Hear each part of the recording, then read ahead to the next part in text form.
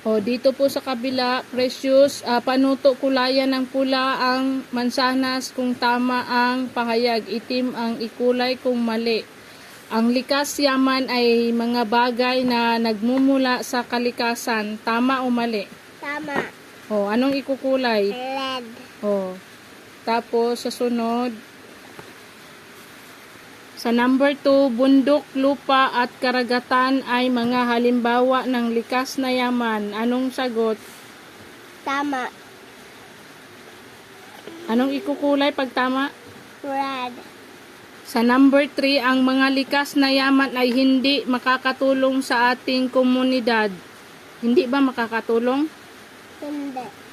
Hindi?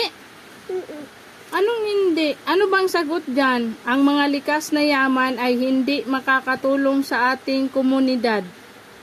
Hindi. Anong hindi? Tama. Anong tama? Ang mga likas na yaman ay hindi makakatulong sa ating komunidad. Tama ba yon o mali? Mali.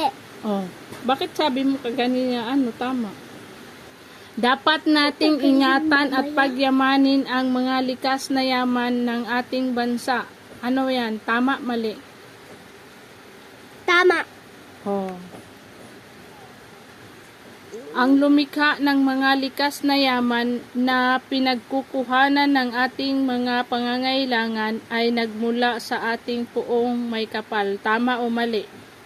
Tama. Oh, kulay.